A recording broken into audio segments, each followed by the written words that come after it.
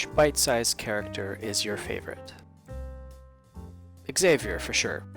She was supposed to be the main character when I first was planning this series. I'll explain more about that in a little bit, but basically she had too much character. She was too strong. In a comedy team, you want to have a character called the straight man to contrast with a more eccentric character. And that's how Greg and Xavier complement each other, at least I think. Duncan and Francine are very similar. I like her sassiness. She's got a lot of... She doesn't really care about what other people think, and she's funny, and she sticks around with Greg for reasons that are probably not even clear to her, and she's just there in the background. Even though she's kind of the main character of her own story, we're still focused on this other kid who's oblivious to whatever she's going through. It's really, to me, it's kind of funny. She's the kind of character I would want to spend the most time on, but the fact that we don't is in itself kind of a joke to me. What chapter of Bite Size is your personal favorite? Another good one here, but almost impossible to answer. I guess I'm the most fond of the longer storylines, like the Titanic series where Francine gets hurt by Duncan's response about how he's gonna die for her and their children, and she doesn't want to live without him, and so she runs off, and it becomes this whole routine where there's the misunderstanding keeps spiraling out of control like an episode of I Love Lucy, and it just keeps getting worse and worse to the point where they're gonna fight, and every character is pulling each character in their own direction. Xavier wants to train Francine to be like this violent murderer like she is, and Greg just wants another friend to play D&D with so he doesn't actually care. And so longer stories allow for more nuances like that. The only downside is, of course, they take so much effort to make. The Bachelor series is great, the Wedding series is great, and each one of those is like 10 to 20 strips. If Bite Size ever in the Worlds of Dreams became a animated series, that would be the best time, or the best place to do these longer stories. Are any of your characters real? Not the main cast, no. Sometimes I would put, in earlier strips, I would put my friends in the place of fictional characters just because I didn't have enough of a cast at that point. But at this point I would say there's enough characters that we can use unique characters. And they are their own people. Each of them has a little piece of me, especially Greg and Xavier. And they have little pieces of people that I know, of course, but I imagine the same is true for any writer. Did any of Duncan and Francine's drama happen in real life? In the same way that Greg and I are different people, but the same things happen to us, I guess I often assign my couples jokes to Duncan and Francine. So, for instance, if they get into a fight about something, it's maybe based on a story I heard from some other couple friend, or maybe I'm watching a show and I think of a good couple's joke. It'll happen to them. The quickest example is when Duncan and Francine were taking a picture together, and Francine said she didn't like how she turned out in the picture. But Duncan said, "Oh, but you look, this is how you always look." And then she got mad at him. I like the miscommunication humor there. They both hear the same sentence, but they are projecting very different presuppositions into it. So he just thinks she always looks pretty, and she thinks that she always looks terrible, or he's saying that she always looks terrible because she sees that the picture is terrible, at least in her interpretation. That's happened before, right? I don't know, I've known people who can act like that, and you know, you get the classic girls like, "Oh, my hair is messed up," or "I don't look right in that picture, I don't look amazing, I don't look beautiful," and the guy's like, "Yeah, but you're cute," you know, and she doesn't believe him, and it happens. So I like miscommunication jokes. I like the couples jokes. There's going to be another question after this where we talk more about Francine, but I think maybe I'm writing it poorly, but I don't mean for her to sound like a psycho or anything. She's just a very exaggerated version of a girl dating a guy that she thinks is better looking than her, she's out of her league, that sort of thing. So all the characters have exaggerated features. That's another topic. Is Xavier real or imaginary? Probably this is the question I get the most.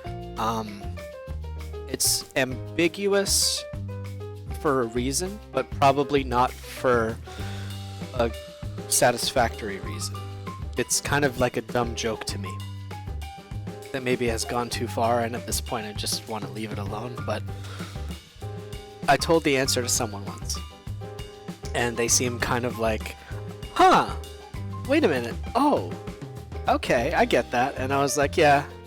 But then the problem is, if you explain too much, I like leaving things ambiguous. Not always, but there is a theory that J.J. Abrams talked about in a TED Talk called The Mystery Box. It's worth looking up. Basically, he said that if there is a mystery box that's presented to the audience, that they'll fill it with their own imagination. And that's good because it can produce a sort of co-writing experience. So I know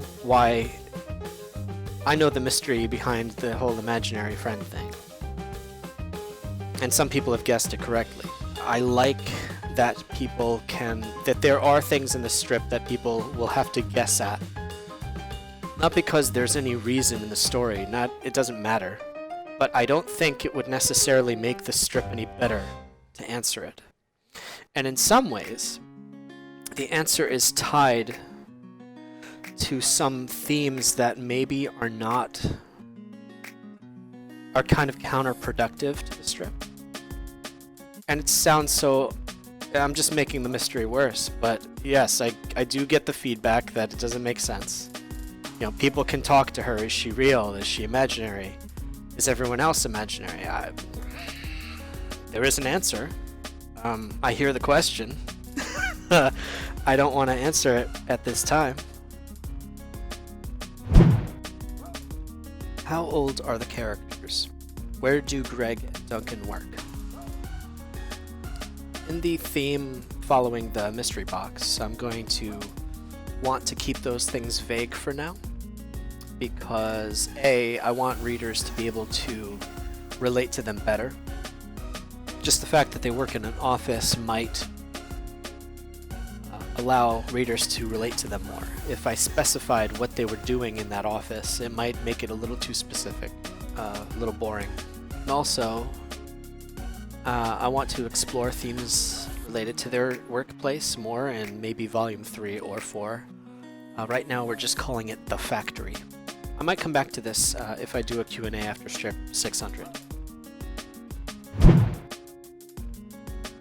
Can you have Francine get hit by a truck? No. And the reason for that is that I think she is a very necessary and important cog in the machine that runs Bite Size. Every character has a relationship to the others, and their choices and mannerisms affect the others in ways that cannot be expressed if those characters were missing. So, for example, if we didn't have Duncan plus Francine, we wouldn't see Duncan's romantic side. He could date someone else, someone nice, but then we wouldn't have half of the jokes that we get. We wouldn't see his character, his persevering character, despite her idiosyncrasies. She dislikes Greg. For what reason is a mystery to us right now, but it may become more clear in Volume 3. She also is a lady friend to the other female character in the strip, which, you know, we see Xavier's harsh side with Greg, but we see her gentler side when she's a friend to Francine. So Francine, I think, is absolutely necessary to the strip. There are, see, people can say like more serious things about characters like her. Maybe she'd be bipolar in real life, that sort of thing. Yeah, probably. Really, at the end of the day, I just want to make something positive for people to read. So even though we have a bad guy character in air quotes, I still think that she's mandatory. She has to be there. I have plans for her. She's not going anywhere. So let's all find it in our hearts to tolerate her. And I hope that even though she's weird and mean sometimes, or all the time, she still can be seen as a member of the team that helps us win rounds in Overwatch terms. What was Greg like as a child? I would not want to answer this too much because of course we'll explore more in future volumes. If I had to answer now, I would say he used to be very friendly. Probably beyond what was wise. He thought he was friends with everybody. And maybe a couple of kids were mean to him, so he, as he got older, went into his shell. And I guess I can say that this is related to how he and Xavier became friends, and that I have plans to explore that in the future.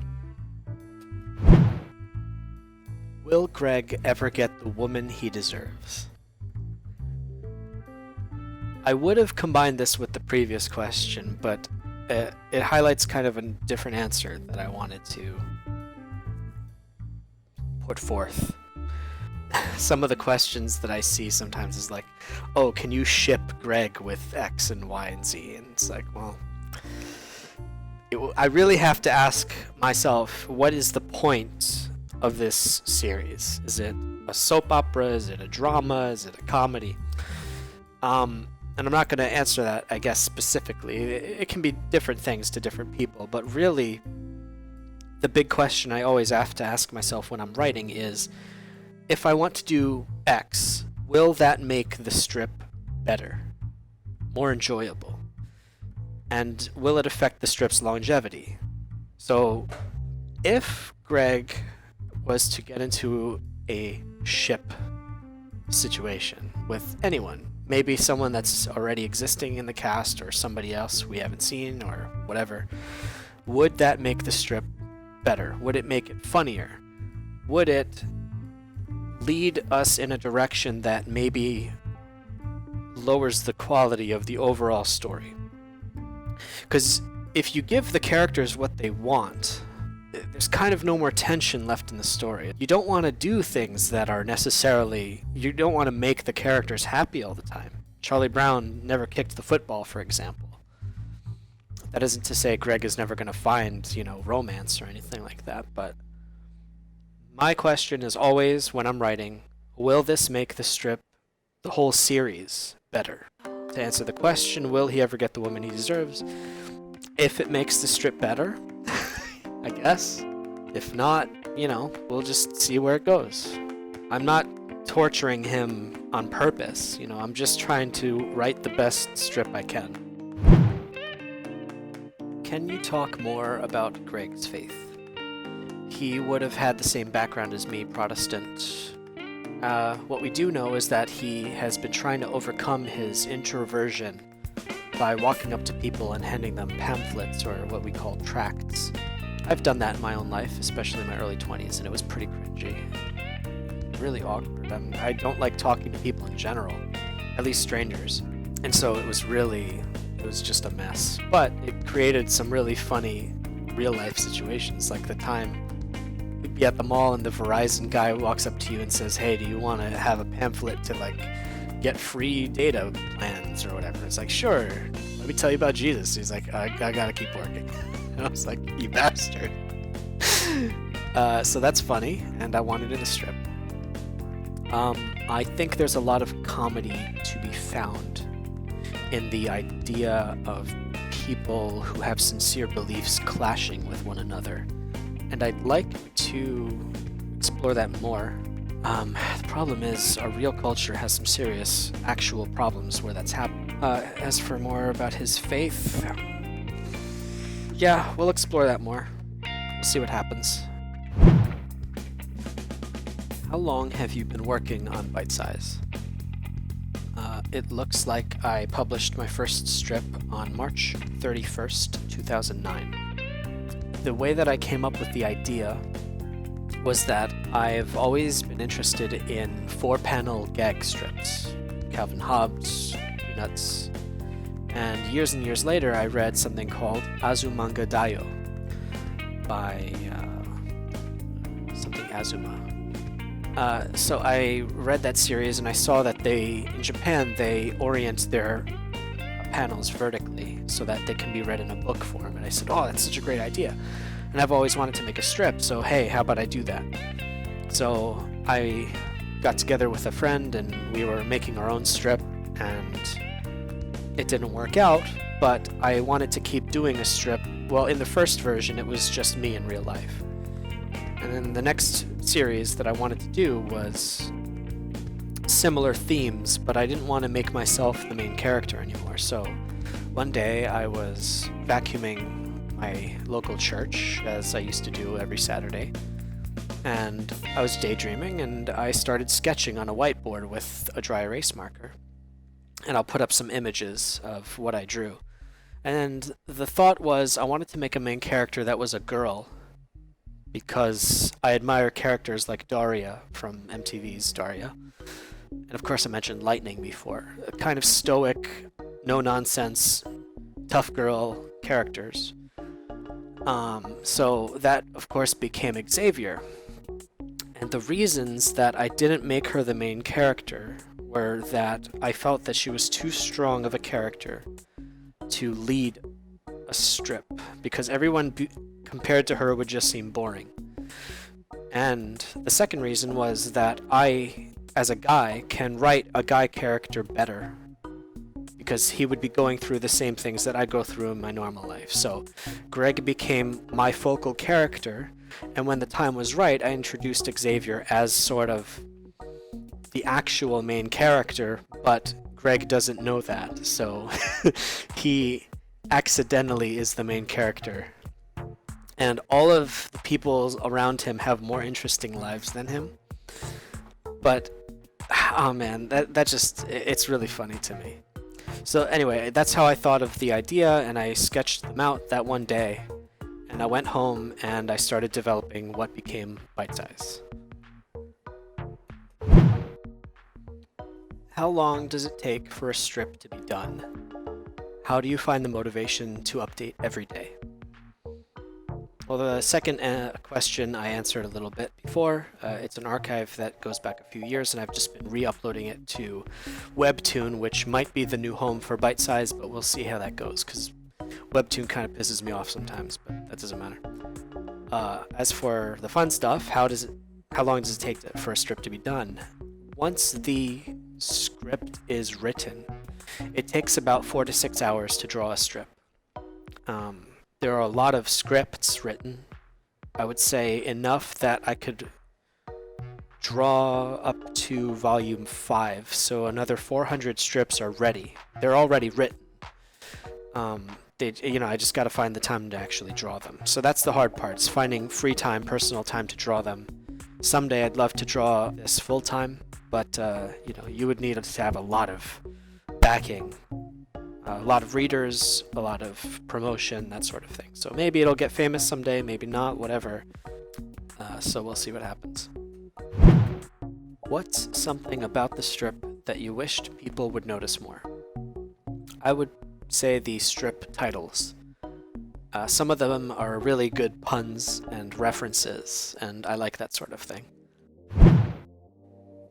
Where do you get your inspiration to write and draw a comic? The answer does depend on which comic we're talking about. I'm assuming it's about Bite Size, but I do other comics as well.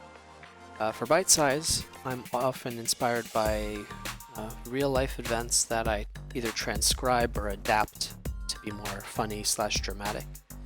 For example, I have an upcoming storyline about Duncan and Francine getting into a adventure with Canadian geese that I would probably be transcribing word for word from a situation that happened in real life.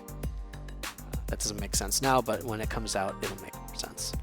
As for my other comics, I have a lot of scripts written. And I mentioned before, I have a lot of scripts written for Bite Size as well, but graphic novels too. The problem is I just don't have the time to draw them.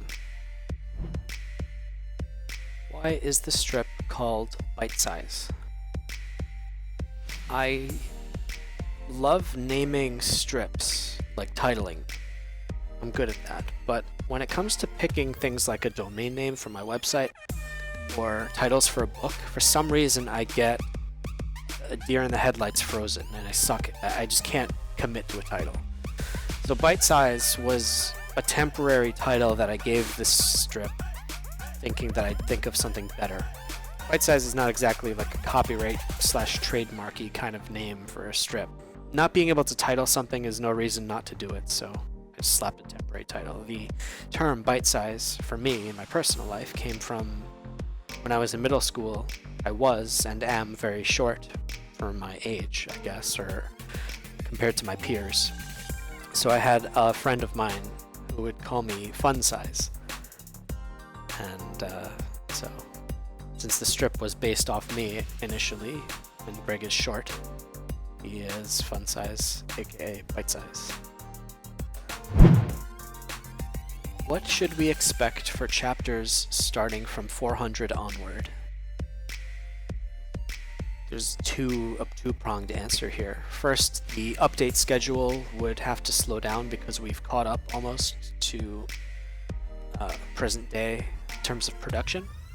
And if I'm drawing this strip part-time / during my free time, I'm only going to have a few hours per week to really work on it. So it looks like the update schedule is going to be maybe 2 strips per week.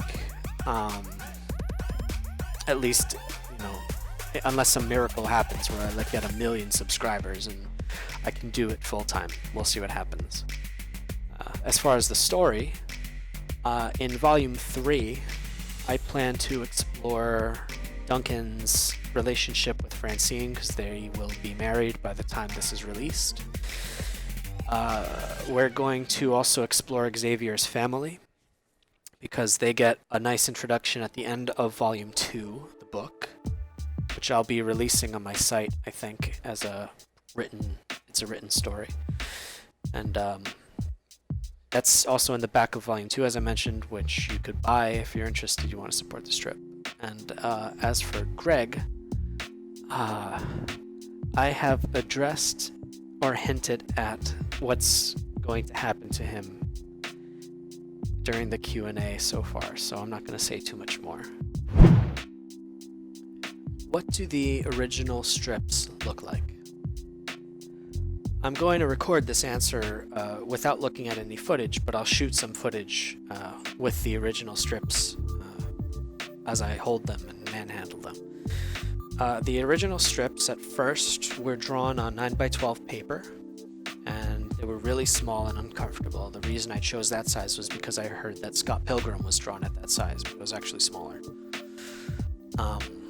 I started making the drawing size a little bigger because when you print comics, you want to draw at like 1.5 or 2 times the print size so that your mistakes don't show up as easily and so that the lines are more crisp.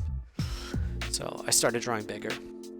I now draw on the equivalent of 11x14 paper, but I trim them in a certain way so that I only use a small scanner. So I have to be able to scan each strip in one shot. They're not the greatest looking things in the world, and they need to be really polished up in Photoshop, but they're cool, they're fun. I like to draw in ink. I don't like drawing or inking with Photoshop, even though I can. It's just it doesn't feel as good. I like the portability of ink, and so yeah. Another fun fact about these is that I have been wanting to put them on sale. So I don't know if there's any interest or what the best way is to put them on my Etsy shop or Etsy. frame them, like sell each strip for like $100 or something. I don't know. So that's something I want to look into. If there's interest, you guys can let me know.